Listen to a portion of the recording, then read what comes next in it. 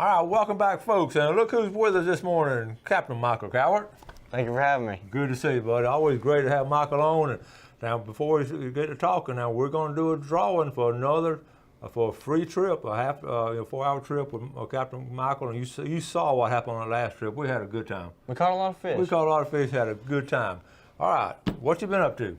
Just tournament fishing here, trying to go to school a little bit, but mostly fishing. You got to just, on that schooling, we were talking about, you just got to keep plugging away on it.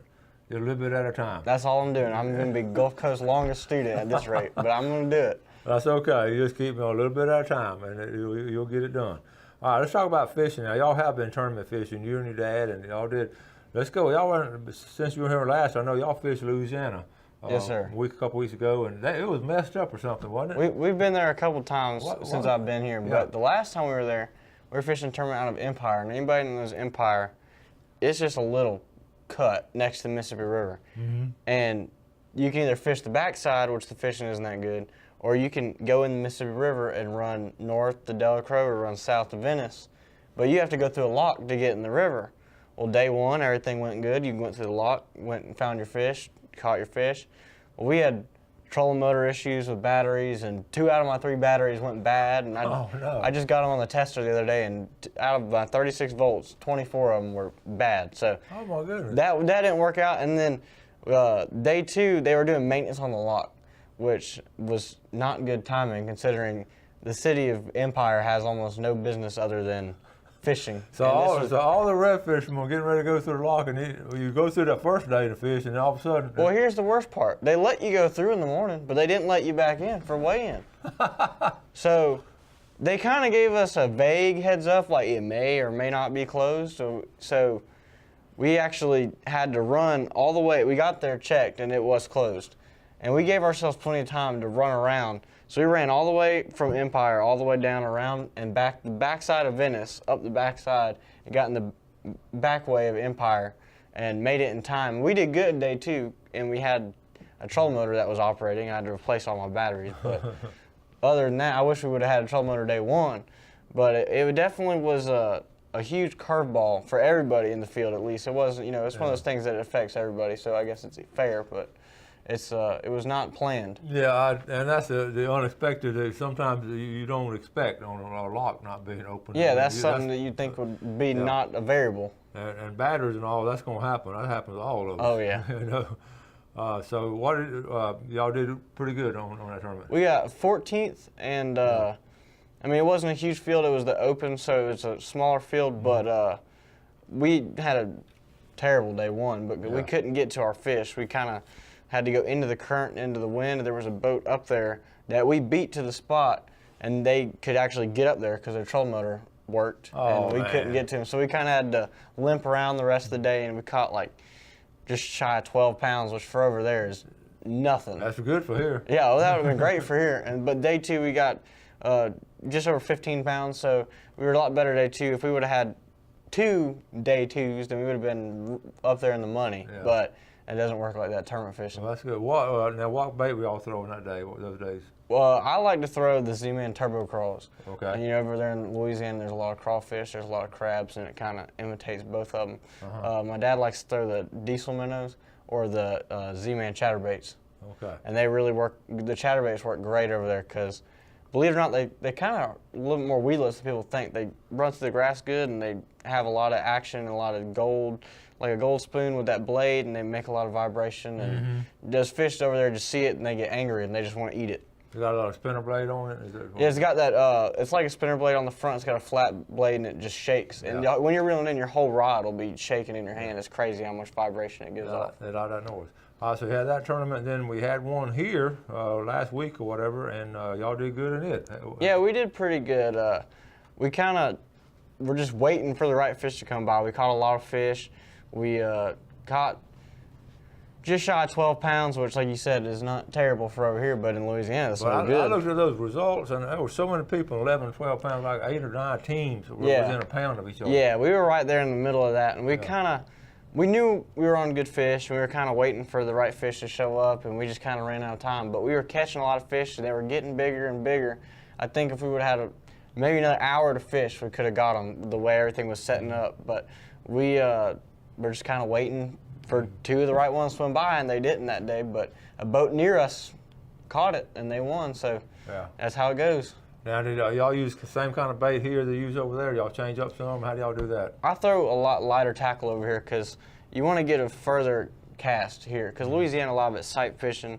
Just a quick pitch with a bait casting reel with heavy braid and just get them in the boat, get them out of that thick grass they have over there. And over here, you got to make a little bit further of a cast. The fish a little bit spookier. You got a big flat to cover. And so we'll use lighter equipment, lighter rods, lighter reels.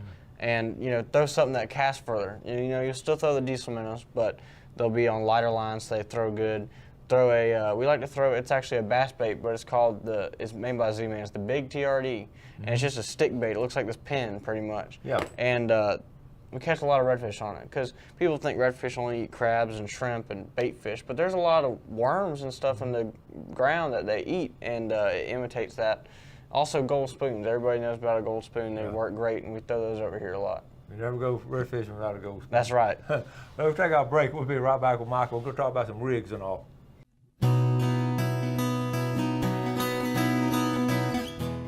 Okay, welcome back. Sitting here with Captain Michael Cowart, one of our youngest captains here in the Florida Panhandle, and one of the just fun to fish with. You enjoy it, don't you? Oh, it's awesome. It's as simple as that. You enjoy fishing, you enjoy taking people. Yeah. And when it's you not work when you love it. It's not work. You're exactly right, and it's more of a passion and a calling than work.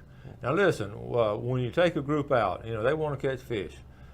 We talked about what lures you use and all. How do you rig them up and all? How do you rig your poles up and all? What do you like to do? Well, whenever you got people that aren't too good at fishing, sometimes you get scared rigging them with light line, because the worst thing you want to happen is have them lose a fish because your equipment fails. But the way everything's, people making good line and good equipment, as long as you get good quality stuff, that's not going to happen. So, like I said earlier, the key is just light enough line that you can cast. I see people all the time at the boat ramp or just on Facebook or whatever, and they're using way overkill line. They're using like 30, 40-pound line to fish inshore. And I'm like, if you really think about it, when was the last time you caught a 40-pound fish? I mean, it's not very common. Right. And I've caught really big fish with the weight of the fish is way over the pound test of the line. So you got to size it down. You're going to get a lot more bites that way because you can get a further cast. You got a lot more feel with the line, and you got just better all-around feel of your rod, reel, line, leader. Everything works together when you size it down and you match. Yeah. I mean, I'm using 10-pound braid most of the time for around here. Braid line at 10 pounds. Yeah. Braided line. You can't. I don't know anybody that's inshore fishing now without braid. You go to a tournament. Yeah. I don't see a single boat without braided line. It's just so much. It doesn't stretch, which is nice. You can hold so much more because it's so much thinner, and the same you can cast further. Because I'm throwing 10-pound braid, that's the diameter of 2-pound monofilament, and you can't fish with 2-pound line. That's right. And so it works to be able to size it down, and fluorocarbon leader. You don't want to tie direct braid, especially over here in Florida. So you use about 18 to 24 inches of. I use 20-pound fluorocarbon leader.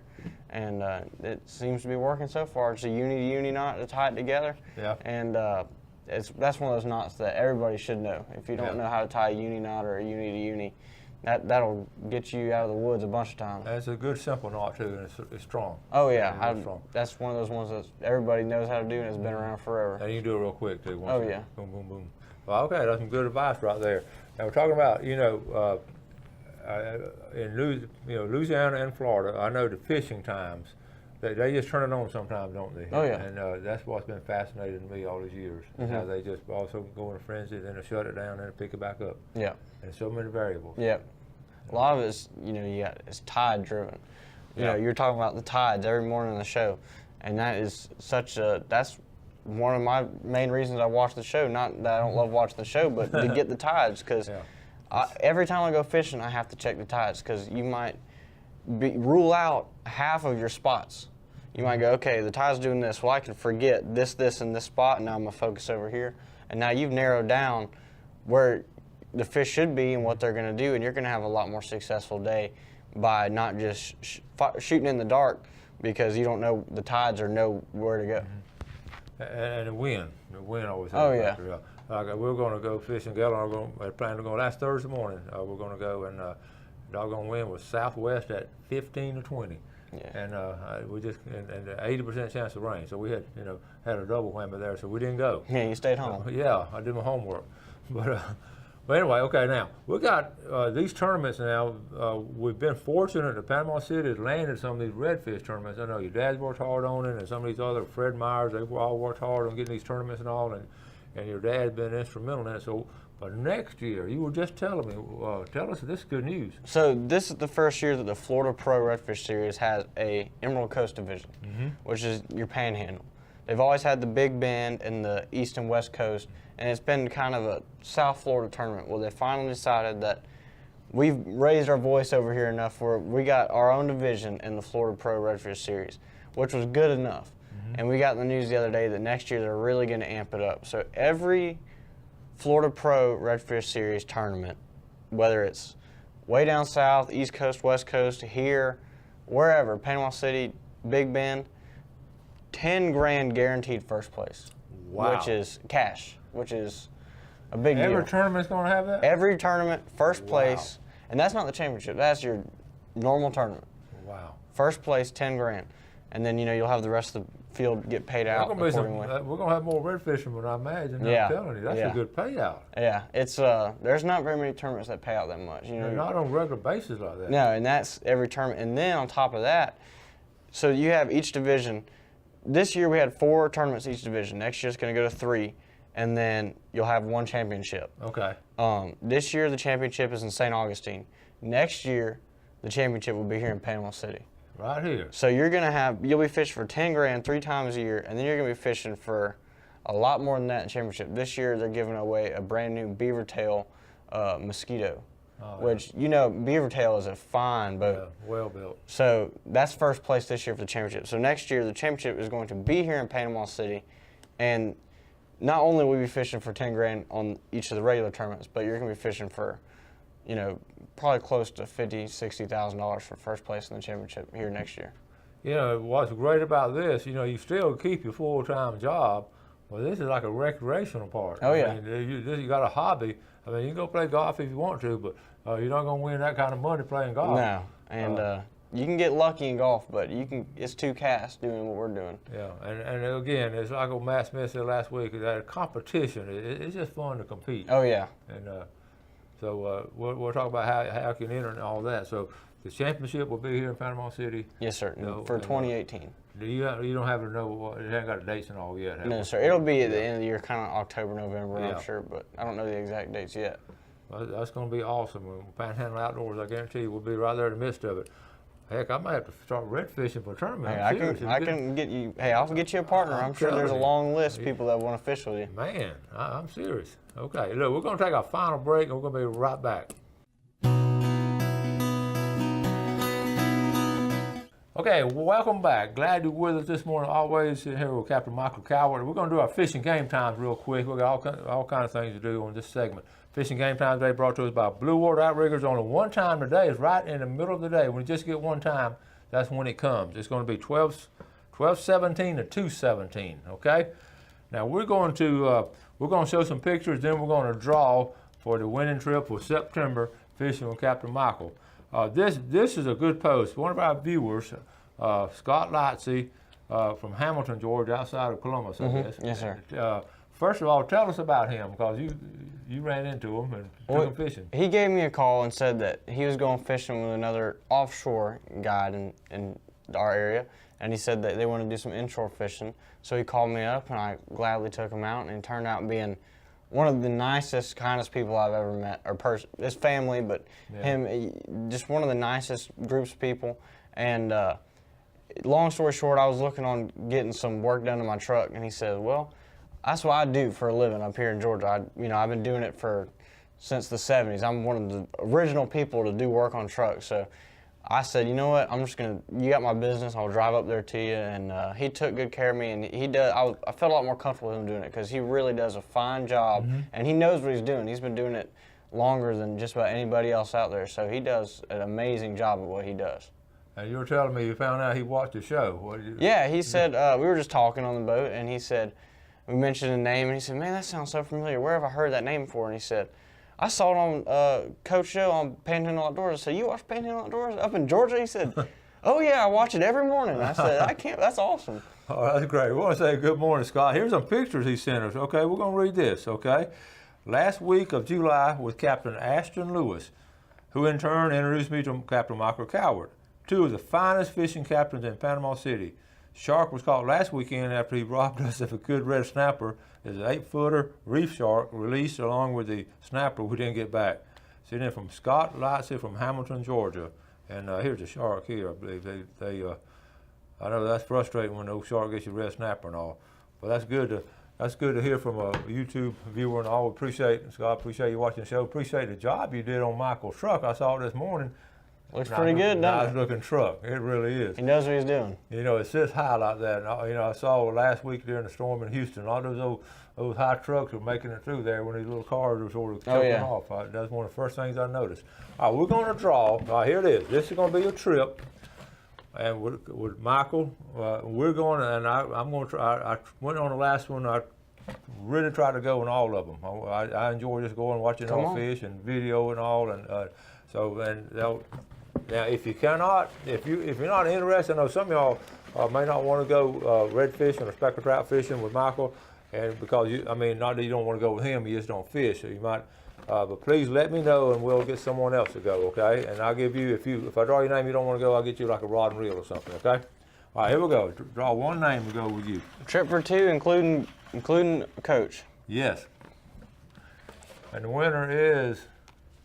This is gonna be awesome. I've already taken this fine lady fishing with me before. Are you serious? She's gone with me fishing before, and I owe it to her. It was a slow day. Fish wasn't good, so I'm so glad I drawed this. It's gonna be awesome. Gloria Miss Turner. Gloria Turner. Okay, very good, Gloria. I know she does enjoy fishing. She watches the show. She's been watching the show for a long time. So I'm gonna, you call. She has your number, obviously. So y'all just get together as far as the time and what day you go. And let me know as soon as you can what day y'all are going, and we'll. I got it right here. That's cool. And you know, think about it. We got fall fishing coming up, and we were just talking about the water temperature, how it's cooled down in the past week, which is a great sign. It's gonna be awesome. Like I said, I went out with her a couple months ago, and it was just so hot, and we had just a little bit of action early in the morning. But as soon as that sun got up and it started heating up, it was done. So, and she wanted to go out and just learn a few things about fishing in this area. So, you know, I gave her, you know, we talked about it and showed her things, and all in all, you know, we had a good time, but it just wasn't good. So this time we're going to get on some fish. We're going to get on some fish. Yeah, because we're going to have the camera out there, so we're going to really do it. And, that's right. And you can bring someone with you, and we'll have a good time. Okay, we got about another minute. A couple of quick tips. What you fall fishing? What are you going to do? You going to go more top water, or how are you going to do it? I love fishing shrimp baits in the fall. Like you were talking about, you know, shrimp about to be fired up. It's about to be shrimp time. Top water's good too. I like to speed it up a little bit in the fall with my retrieve. You know, everyone slows it down in the winter, and I tell people to even slow it down in the summertime because it gets so hot the fish get lazy. But right when it cools down is when they get really aggressive. So you can speed it up, fish a little bit faster, cover more water, and you know, you're talking about shrimp and top water as well. I always say that, you know, they're sort of like bears and all. They seem to eat a lot in the fall to get them through the winter. That's right. It seems like they really want to fatten up on all that. Yeah. So that's going to be good. So I'm looking forward to this trip. We'll get together on time and all, and we're going to draw every month on here, okay? Michael, thank you, buddy, for coming on. Thank you for having me. All right, you go to school now. I am. All right. Folks, always thank y'all so much for watching Panhandle Outdoors. We do appreciate the viewership all over the country, and you do something good today for your fellow man, and God bless. Thanks for watching America's only daily outdoor TV show, Panhandle Outdoors with Winston Chester, featuring hunting, fishing, and other activities and information to help you enjoy the great outdoors. Join us next time for Panhandle Outdoors.